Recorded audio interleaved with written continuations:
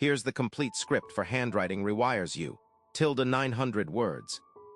Right now, deep inside your brain, your reticular activating system is flagging almost everything you type as irrelevant. And the neuroscientists who discovered this admit they have no way to force it to pay attention.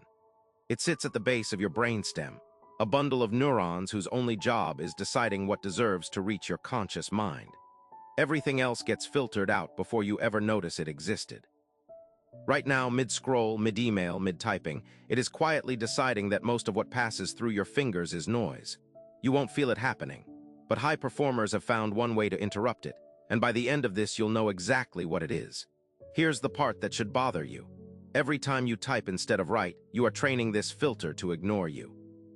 Typing is fast, uniform, mechanical, the same 12 muscles firing the same shallow pattern, letter after letter, with almost no sensory feedback for your brain to grab onto. Your reticular activating system evolved to notice change, effort, novelty.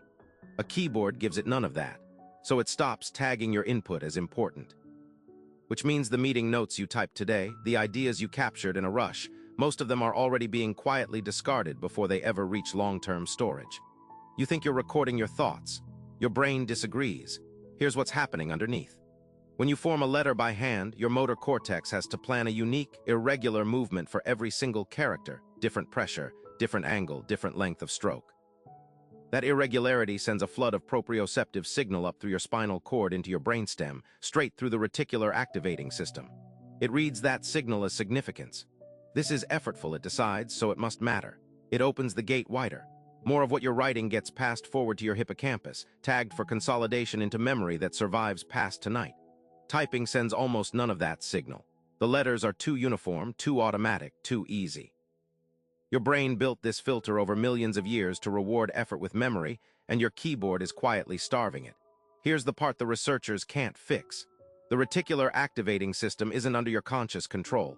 You cannot decide to widen the gate. It responds only to signal, not to intention. Neuroscientists who study it will tell you plainly. There is no switch, no supplement, no app that flips it open on command. It reacts to what your body is actually doing, not what you want it to notice. No amount of trying to pay attention while typing will fix this. You are working against a gatekeeper that only listens to your hands, not your intentions, and that's the part almost nobody explains when they tell you to focus harder. We're still getting to how to reverse this. But first, here's where it gets strange. You'd assume the fix is to slow down and type more deliberately, hitting each key with intention. It doesn't work. Studies tracking this have found that even careful, deliberate typing barely moves the needle because the muscle pattern stays identical letter to letter. What actually reopens the gate isn't intention at all. It's irregularity. And the most counterintuitive finding is this: messy handwriting recruits it more than neat handwriting.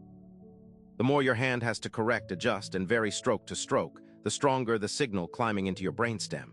Neat feels productive. To this system, neat looks like nothing worth remembering. There's a second threat hiding in that finding. The more fluent you get at handwriting a phrase, the more automatic it becomes through repetition, the less signal it sends, and the weaker its claim on your memory.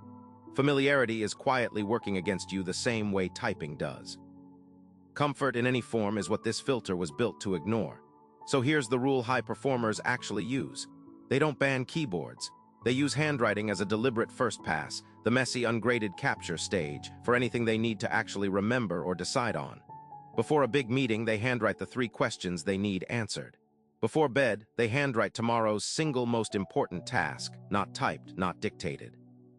Some go further, deliberately writing with their non-dominant hand for anything they want burned into memory, because the added irregularity floods the gate even wider. It looks inefficient. It's the opposite. They are exploiting a filter that keyboards were never built to satisfy, forcing their own brainstem to certify the information as worth keeping before it ever gets typed up, cleaned up, or filed away and forgotten. Tonight, before you sleep, take 1 page and 1 pen. Write down by hand the single thing tomorrow depends on. Don't type it first. Don't clean it up. Let the letters run uneven. That unevenness is the exact signal your brainstem has been waiting for, the difference between an idea that fades by morning and one your brain decides is worth keeping. But the reticular activating system was never working alone.